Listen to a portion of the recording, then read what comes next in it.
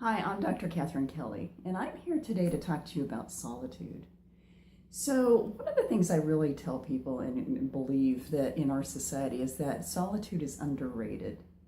You know, in our society, it's much more valued to be busy, busy, busy, be running around, even on vacations. They tend to be pretty scheduled. And one of the toughest things with that is that when we don't have that sense of solitude, we also don't have that sense of connection with ourselves. So when I moved into this house, when I bought this house 9 or 10 years ago, um, really the main reason I bought it was the location, location.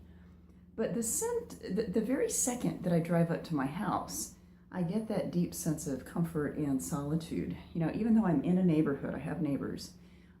This particular property helps me find that solitude that I need. And I am someone who needs that solitude to help myself go within, to not only air out my soul and to reach that kind of sense of peace, but I'm also someone who really values the idea of connecting with spirit, connecting with myself, and basically learning whatever it is I need to learn by hearing and listening to whatever my soul has to tell me, which to me is what leads to soul health, is being able to connect in and tap into that inner wisdom that we all have, but sometimes we don't want to listen to.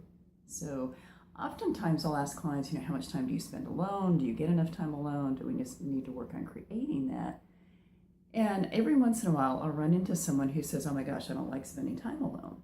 And when I hear that, I almost instantly know that they're afraid to hear their own voice. They're afraid to hear that deep sense of wisdom that comes with soul sense and soul awareness. And in my world, we're talking about soul health, is we have to hear that inner voice in order to understand what we need in our human life. Because a lot of times we're told from the outside what we need, but that may really not be lined up. It might be misaligned with what we actually need for ourselves. So I try to help people understand that time for peace and quiet, that time for wisdom, that time for connecting within is such a key part of our awareness, that if we don't get that, then we are going to feel misaligned, and that we're not going to feel overall health. We're not going to feel that optimal, radiance that basically we can all have. And so it is a matter of finding that time, that space, whatever that space might be for you, in order to create that for yourself. Now, I go off on retreats and vacations alone a fair bit, and it's really, I go to places where I know that I can air out. I generally, I say that I go away from people, not to people, on my time off. And that's because it is that needed sense of solitude that I'm looking for that really helps me feel restored.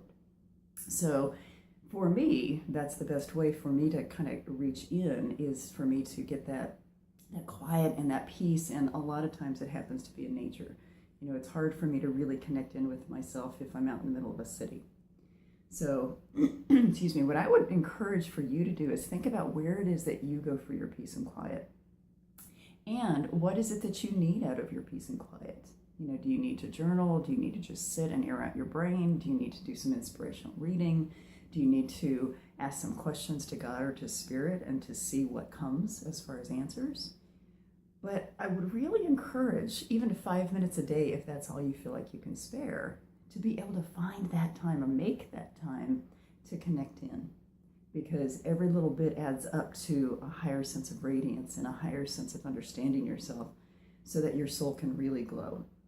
And I'm such a big believer that if everybody understood that whole idea of soul health, basically that we have to understand our human condition, understand those branches of my soul health model, and then listen from within for what we need or don't need within each one of those branches, then basically our lives would be lined up much better. We would be much more aligned.